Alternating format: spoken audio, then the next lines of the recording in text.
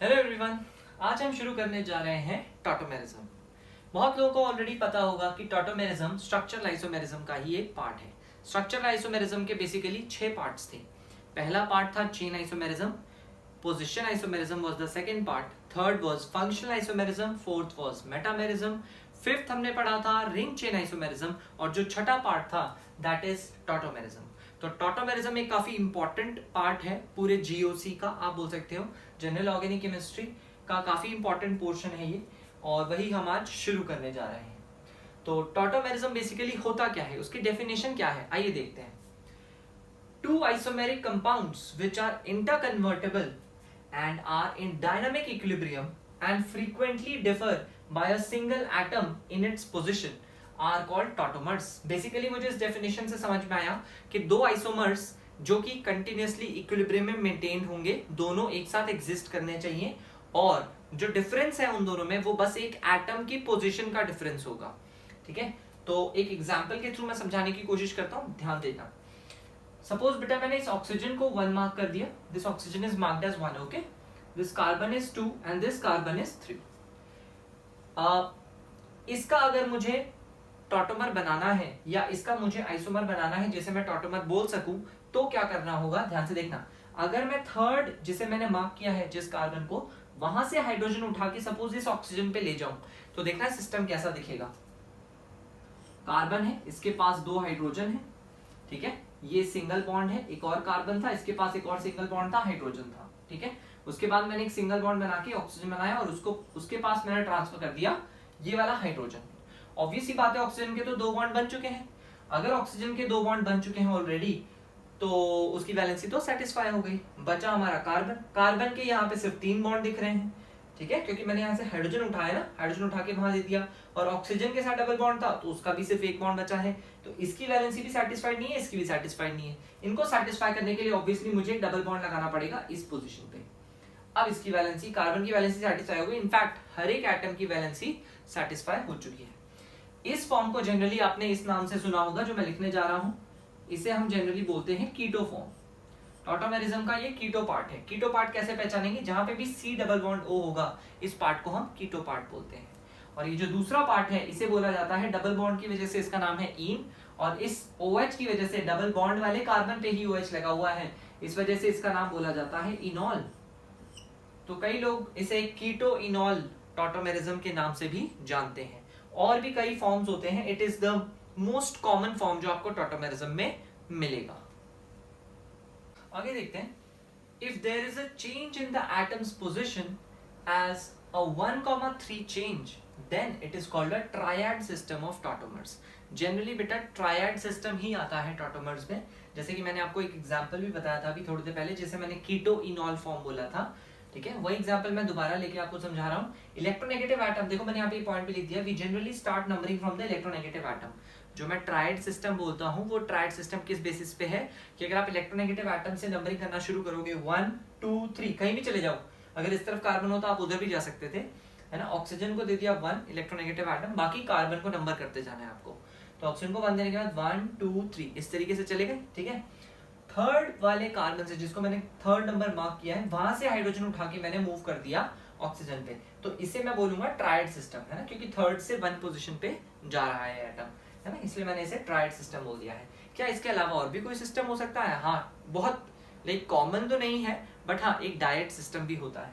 उसका एक एग्जाम्पल है, बस एक ही एग्जाम्पल है, शायद ही आपको किसी किसी बुक में मिलेगा, बहुत रेयर है, बट स्टिल मालूम होना चाहिए। If there is a change in 1,2 position, then it is called a dyad system of tautomers। ये भी पॉसिबल है, जैसे HCl है, HCl में क्या किया मैंने, यहाँ से नंबरिंग शुरू करी, इलेक्ट्रोनेगेटिव एटम, इसको दे दिया 1, इसको दे दिया 2, इस कार्बन को दे दिया 2।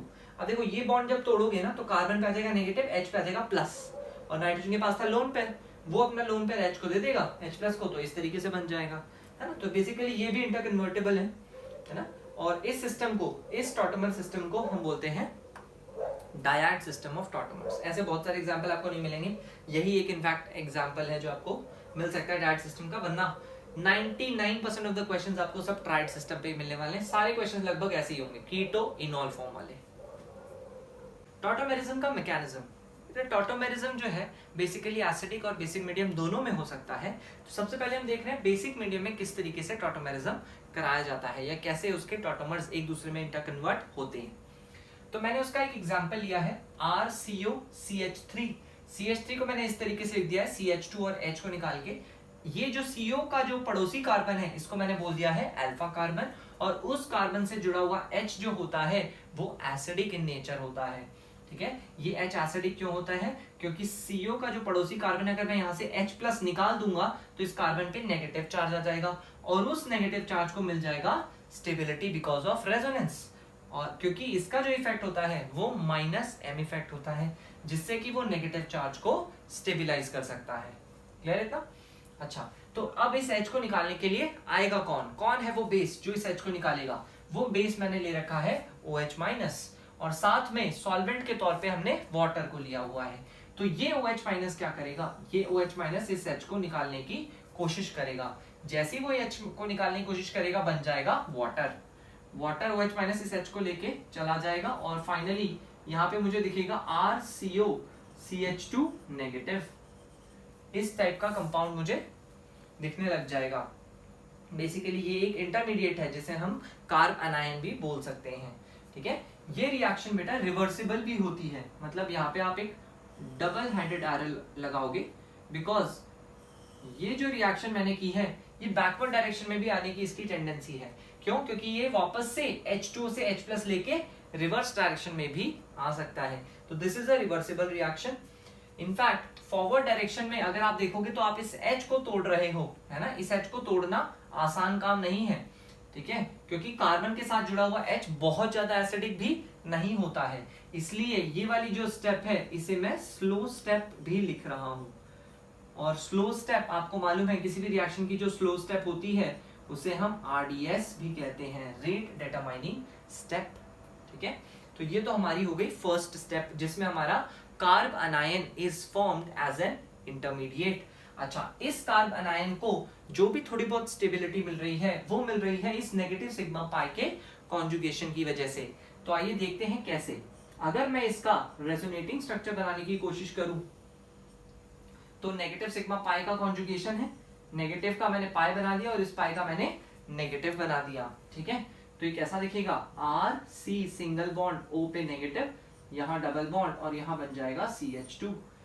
This is the kind of resonating structure that we are going to get after stabilizing this carb anion. Now, this is going to accept H+ from the solvent जो कि हमारा water। तो ये हमारा H+ एक्सेप्ट करने वाला है solvent के साथ और क्या बना देगा? ये RC के पे लग जाएगा OH, डबल बॉन्ड के साथ बन जाएगा CH2 जो कि हमारा कौन सा फॉर्म कहलाता है? इनॉल फॉर्म।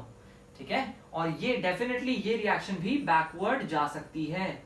ये रिएक्शन भी बैकवर्ड जा सकती है। क्यों? क्योंकि मेरे पास मीडियम में OH- तो मौजूद है ही। OH- अगर कार्बन से जुड़ा हुआ H निकाल सकता है जो कि लेस एसिडिक था, तो भाई ऑक्सीजन से जुड़ा हुआ H तो खुशी खुशी निकाल लेगा, है ना? इनफैक्ट इसको तो वो और तेजी से निकाल लेगा, है ना? इस H को तो बहुत आसानी से निकाल सकता है बिकॉज ऑक्सीजन के साथ जुड़ा हुआ H तो बहुत अच्छा एसिड हो गया, है ना? तो इस H को निकालना तो और आसान काम है। तो देखो, अगर इस H को OH- निकाल लेता है तो इनफैक्ट ये रिएक्शन भी कैसी हो जाएगी? रिवर्सिबल हो जाएगी, क्योंकि आप यहाँ पहुंच जाओगे तो रेजोनेंस करते हुए कार्बन पे भी जा सकते हो। कार्बन पे नेगेटिव आ गया, ये खुद वाटर से H लेके वापस ये बना सकता है। इसका मतलब ये और ये कोएग्जिस्ट करेंगे। एंड मोर इंपॉर्टेंटली, आप अभी मैंने जो एक्सप्लेनेशन दिया उस बेसिस पे ये भी प्रेडिक्ट कर सकते हो कि इनॉल और कीटो में से, है ना, इस फॉर्म का नाम है कीटो फॉर्म, तो इनॉल और कीटो में से ज्यादा अमाउंट में कौन रहेगा? भाई फॉरवर्ड डायरेक्शन में ज्यादा फेवर्ड है रिएक्शन या बैकवर्ड डायरेक्शन में? तो जैसा कि मैंने कहा कि ऑक्सीजन के साथ जुड़ा हुआ H ज्यादा एसिडिक होता है एज कंपेयर टू कार्बन के साथ जुड़ा हुआ H, इसीलिए ये रिएक्शन बैकवर्ड डायरेक्शन में ज्यादा फेवर्ड है। इसलिए जब भी हमारा कीटो और इनॉल के बीच में एक इक्विलिब्रियम होता है, that equilibrium is more shifted towards the keto form. Okay, तो ये ध्यान रखना। ऑलमोस्ट लाइक आप ऐसा समझ लो कि कीटो किसी भी रिएक्शन में 99.9% तक मौजूद रहता है। ये इसका अमाउंट है इन जनरल। कीटो फॉर्म 99.9% तक का रहता है और इनॉल फॉर्म आप समझ लो लगभग सिर्फ 0.1%, लगभग इस रेंज में रहता है। तो मतलब कितना लेस है वो इनॉल कंटेंट, ये आप समझ सकते हो इस मैकेनिज्म के थ्रू। नेक्स्ट हम देखने जा रहे हैं टॉटोमेरिज्म का मैकेनिज्म इन एसिडिक मीडियम। अभी हमने जो देखा था टॉटोमेरिज्म का मैकेनिज्म देखा था बेसिक मीडियम में, और अब हम देखने जा रहे हैं एसिडिक मीडियम में। तो एसिडिक मीडियम में क्या फर्क है, ऑल्दो आपको बहुत रेयरली एसिडिक मीडियम में टॉटोमेरिज्म का मैकेनिज्म देखने को मिलेगा, या फिर ऐसी रिएक्शंस आपको करने को बहुत ही कम मिलेंगी जब उसे एसिडिक मीडियम में टॉटोमराइज करना हो, but again it is also important, not as important as the basic medium one, but it is still important. Okay, तो इसको भी देख लेते हैं। अगर मैं एसिडिक मीडियम लूं, मैंने वापस से वही कीटो फॉर्म लिया है। कीटो फॉर्म कैसे पहचानते हैं, बस सी डबल बॉन्ड ओ देख लो, है ना, एल्डिहाइड और कीटोन दोनों ही हमारे कीटो फॉर्म्स कहलाते हैं। तो मैंने यहाँ तो लिख लिया कि कीटो फॉर्म है, ठीक है। अब बेसिकली मुझे इनॉल तक पहुंचना है एसिडिक मीडियम में। कैसे हो पाएगा ये, सबसे पहले ये H+ कहाँ जा सकता है भाई, H+ जगह ढूंढेगा अटैक करने को, कहाँ जा सकता है, इस पूरी जगह पे अटैक करने की जगह कहाँ है, H+ जाएगा किसके पास, लोन पेयर के पास, है ना, लोन पेयर के पास जाएगा अटैक करने। तो ये लोन पेयर मैंने इस H+ को दे दिया। लोन पेयर अगर मैं H+ को दूंगा तो देखना क्या होगा, RC डबल बॉन्ड O, ये H को देने के बाद एक लोन पेयर इसके पास बचेगा और आ जाएगा पॉजिटिव चार्ज। इसके अलावा इस तरीके का कुछ कंपाउंड बन जाएगा। ऑब्वियसली लोन पेयर H+ को देने में कोई बॉन्ड ब्रेकिंग तो इन्वॉल्व थी नहीं, तो यानी कि ये जो रिएक्शन है सिंपल सी lone pair donation acid based reaction है, this was very very fast. Lone pair तुरंत H+ एक्सेप्ट कर लेगा, कोई बॉन्ड ब्रेक करने की जरूरत नहीं पड़ी मुझे। सो ये वाला जो मेरा स्टेप है, इसमें हमारा जो फर्स्ट स्टेप है it is the fast step, जबकि बेसिक मीडियम में जो हमारा फर्स्ट स्टेप था वो ही स्लो स्टेप था और वो RDS था। जबकि एसिडिक मीडियम में अगर बात करें तो पहला वाला स्टेप जो है that is the fast step. जबकि कंपैरेटिवली जब मैं सेकंड स्टेप की इसमें बात करूंगा तो सेकंड स्टेप में क्या होगा, ध्यान से देखना, ये ऑक्सीजन क्योंकि ये पॉजिटिवली चार्ज हो चुका है तो ये कोशिश करेगा अपना पॉजिटिव चार्ज खत्म करने की। इस पॉजिटिव चार्ज को खत्म करने के लिए इसे अपना कोई ना कोई बॉन्ड तोड़ के इलेक्ट्रॉन अपनी तरफ खींचना पड़ेगा। अगर इस बॉन्ड को तोड़ता है और अपनी तरफ इलेक्ट्रॉन खींचता है तो ऑब्वियसली बात है रिएक्शन आ जाएगी बैकवर्ड, तो इसलिए मैंने इसको भी रिवर्सिबल दिखाया हुआ है। दूसरी पॉसिबिलिटी ये है कि इसका जो पाई बॉन्ड है वो इसे ब्रेक कर दे, इस पाई बॉन्ड को वो ब्रेक कर दे, इस पाई बॉन्ड को ब्रेक करके अपने ऊपर जब एक्सेप्ट कर लेगा वो लोन पेयर, तो इस कार्बन पे पॉजिटिव आ जाएगा। अब कार्बन पे पॉजिटिव आ जाएगा तो ये वाला जो यहाँ का हाइड्रोजन है वो, इसको मैं इस तरीके से लिख दे रहा हूँ CH2H, ये वाला जो हाइड्रोजन है वो H+ के फॉर्म में अलग होके यहाँ नेगेटिव चार्ज क्रिएट करके इस कार्बन पे पॉजिटिव चार्ज के साथ डबल बॉन्ड बना लेगा। तो क्या क्या होने वाला है ध्यान से देखना, यहाँ पे ये वाला हाइड्रोजन है ये H+ के फॉर्म में अलग होके यहाँ डबल बॉन्ड बनाने में हेल्प कर रहा है, और ये जो इसका ऑलरेडी डबल बॉन्ड बना हुआ था ये इसके पॉजिटिव चार्ज को खत्म करने में हेल्प कर रहा है, ठीक है। तो फाइनली ये कैसा दिखने वाला है, ये हमें कुछ ऐसा दिखने वाला है, RC single bond OH double bond CH2, और हमने इस प्रोसेस में H+ को निकाल दिया है। क्लियर है। और वापस से अगर मैं इस रिएक्शन को रिवर्स करना चाहूं तो मैं रिवर्स भी बहुत आसानी से कर सकता हूं, है ना। इस रिएक्शन को रिवर्स करने के लिए भी हमें क्या करना पड़ेगा, बस ये लोन पेयर सिग्मा पाई का मुझे रेजोनेंस दिख ही रहा है ना। जैसे आप ये लोन पेयर सिग्मा पाई का रेजोनेंस करने की कोशिश करोगे, कार्बन पे आ जाएगा नेगेटिव, ऑक्सीजन पे आ जाएगा पॉजिटिव, यहाँ डबल बॉन्ड, उस पॉजिटिव को हटाने के लिए ये सिंगल बॉन्ड तोड़ के वो H+ को अलग कर देगा, और वो H+ कहाँ जाएगा भाई, कार्बन के पास नेगेटिव उसके पास चला जाएगा, तो RC डबल बॉन्ड O और फिर CH3 वापस से बन जाएगा। तो वो यही तो है ना।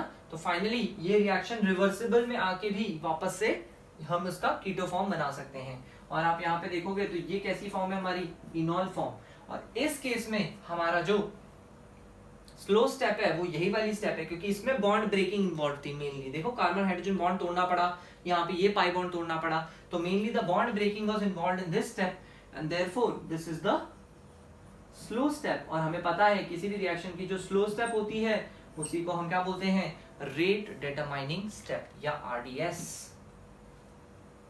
तो कंक्लूजन देखते हैं, in basic medium formation of carbon ion is RDS। जैसे कि अभी हमने देखा था बेसिक मीडियम में क्या किया था हमने, बेसिक मीडियम में सबसे पहले हमने बेस से H को निकाला था, अल्फा कार्बन से कार्बन आयन बना था, वही हमारा फर्स्ट स्टेप था, और वही बेसिकली उस मैकेनिज्म का RDS था। यानी रेट को फर्क उसी से पड़ता है कि कार्बन आयन हमारा कितना ज्यादा स्टेबल है। पर अगर मैं एसिडिक मीडियम की बात करूं तो in acidic medium the formation of alkene is RDS। जैसे कि आपको याद होगा अभी हमने जस्ट देखा था कि एसिडिक मीडियम में क्या हुआ था, फर्स्ट स्टेप में तो उसने H+ ले लिया था ऑक्सीजन ने, उसके बाद जो सेकंड स्टेप था वो हमारा आरडीएस था, क्योंकि वो हमारा स्लो स्टेप था। और आरडीएस प्रोसेस में क्या हुआ था, एक इनॉल बना था। इनॉल मतलब वहां पे एक डबल बॉन्ड का फॉर्मेशन हुआ है, इन, उसी को अल्कीन बोल रहे हैं, formation of alkene is the RDS. तो हमारे लिए एसिडिक मीडियम में इनॉल बनाते टाइम हमें ध्यान रखना है कि इन हमारा ज्यादा से ज्यादा स्टेबल हो, ठीक है, जबकि बेसिक मीडियम में हमें ध्यान रखना है कि हमारा कार्ब अनायन ज्यादा से ज्यादा स्टेबल हो, ठीक है। तो वही मैंने यहाँ लिखा, in basic medium we try to form more stable carbanion on the alpha carbon, ठीक है। जो सी डबल बॉन्ड ओ है उसके पड़ोसी कार्बन को क्या बोलते हैं, अल्फा कार्बन। तो मुझे देखना है कि कौन से अल्फा कार्बन पे नेगेटिव चार्ज ज्यादा स्टेबल है, वहां से आप इनॉल बनाओगे।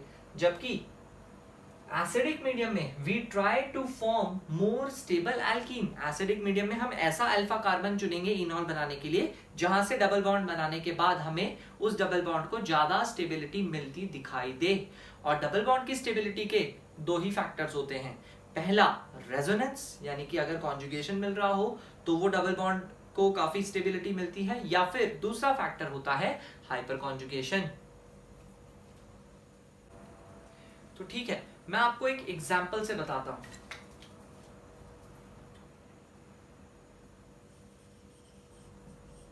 सपोज मैंने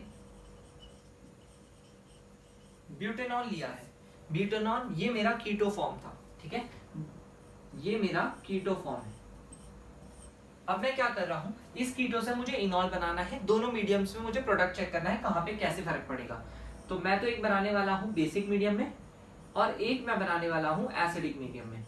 तो OH माइनस और वाटर, यहाँ पे भी मैंने एक इक्विलिब्रियम का साइन दिखाया है, और एक मैं बना देता हूं एसिडिक मीडियम में, तो उसको भी मैं ऐसे दिखा देता हूं H प्लस और वाटर। तो जैसा कि मैंने बोला था, इसके अल्फा कार्बन मार्क कर लेते हैं, this is alpha carbon, this is alpha carbon. C double बॉन्डों से जुड़े हुए जो दो कार्बन हैं वो दोनों अल्फा कार्बन कहलाएंगे, ठीक है। अब बेसिक मीडियम में मेरे लिए क्या मैटर करता है, बेसिक मीडियम में मैटर करता है मेरे लिए कि कौन से अल्फा कार्बन पे नेगेटिव चार्ज ज्यादा स्टेबल होगा। तो यहाँ पे अगर आप नेगेटिव H हटा के इमेजिन करते हो और यहाँ का H हटा के नेगेटिव इमेजिन करते हो, तो आपको दिख रहा होगा कि यहाँ का नेगेटिव चार्ज ज्यादा स्टेबल है। क्यों? क्योंकि अगर इस कार्बन पे नेगेटिव चार्ज आया तो ये जो CH3 है वो उसे प्लस आई से डिस्टेबिलाईज करेगा। कार्बन आयन को अगर प्लस आई मिलता है तो वो उसके लिए अच्छी बात नहीं है, प्लस आई से इलेक्ट्रॉनिसिटी बढ़ती है। एक तो वैसे ही वो परेशान है कि उस पर नेगेटिव चार्ज है, आप और प्लस आई दे रहे हो तो वो और परेशान हो जाएगा, ठीक है। तो इसलिए हमारे लिए यहाँ पे नेगेटिव चार्ज ज्यादा स्टेबल है, इसलिए हम बेसिक मीडियम में इनॉल किधर से बनाएंगे, इस वाले अल्फा कार्बन से, ठीक है। तो हमारा फाइनल प्रोडक्ट ऐसा बनेगा बेटा। डायरेक्ट आप बना सकते हो CH2 डबल बॉन्ड C, यहाँ बना दिया आपने OH, यहाँ पे है CH2 और ये है CH3। तो इस तरीके का आप इनॉल बना सकते हो, ठीक है, जो कि बेसिक मीडियम में बनेगा। अब बात करते हैं एसिडिक मीडियम की। एसिडिक मीडियम में जैसा कि मैंने बोला था, हमारे लिए उस अल्फा कार्बन से H निकालना जरूरी है जहां पे जब आप डबल बॉन्ड बनाओगे तो उसको स्टेबिलिटी ज्यादा मिले। तो डबल बॉन्ड की स्टेबिलिटी अगर मैं चेक करूं, अगर मान लो मैं यहाँ डबल बॉन्ड बनाता तो हाइपर कॉन्जुगेशन, अगर मैं यहाँ डबल बॉन्ड बना के चेक करूं, इसको सर्कल कर लो, उस सर्कल्ड वाले डबल बॉन्ड के लिए ये अल्फा कार्बन कहलाएगा और उसके साथ जुड़े हुए जो हाइड्रोजन है वो उसके अल्फा हाइड्रोजन या फिर हाइपर कॉन्जुगेशन वाले हाइड्रोजन हो जाएंगे, जो कि है 2। पर अगर मान लो मैंने ये वाला हाइड्रोजन निकाल के डबल बॉन्ड यहां बनाया तो जो मेरा इनॉल बनेगा उसके केस में 3 + 3 6 हाइपर कॉन्जुगेशन मिलेंगे, यानी कि मेरे लिए इस अल्फा कार्बन से हाइड्रोजन निकालना ज्यादा फेवरेबल होगा in case of acidic medium, ठीक है। तो इस केस में जो प्रोडक्ट बनेगा देखना कैसा बनेगा, CH3 C, इस पे OH double bond CH single bond CH3, this will be the इनॉल form if the medium is acidic. तो दोनों में मीडियम में फर्क पड़ जाता है कि आप कहां से H को निकाल रहे हो या फिर इनॉल का जो डबल बॉन्ड है वो किस तरह फॉर्म करोगे, क्योंकि दोनों की मैकेनिज्म अलग अलग है, दोनों में मुझे अलग अलग चीजें देखनी पड़ती हैं। कार्बन आयन की स्टेबिलिटी देखनी पड़ती है बेसिक मीडियम में और डबल बॉन्ड की स्टेबिलिटी देखनी पड़ती है एसिडिक मीडियम में, और उसी से हमारे फाइनल इनॉल डिसाइड होते हैं। बाय डिफॉल्ट अगर मान लो आपको एसिडिक या बेसिक मीडियम नहीं दिया जा रहा है और आपसे बोल रहा है कि इनॉल बनाओ, तो हम अपने आप मान लेंगे कि बेसिक मीडियम में ही पूछा गया है, क्योंकि मैंने आपको जैसे कि बोला था 90 to 95% क्वेश्चंस जो हैं वो सारे टॉटोमेरिज्म के बेसिक मीडियम के ही होते हैं।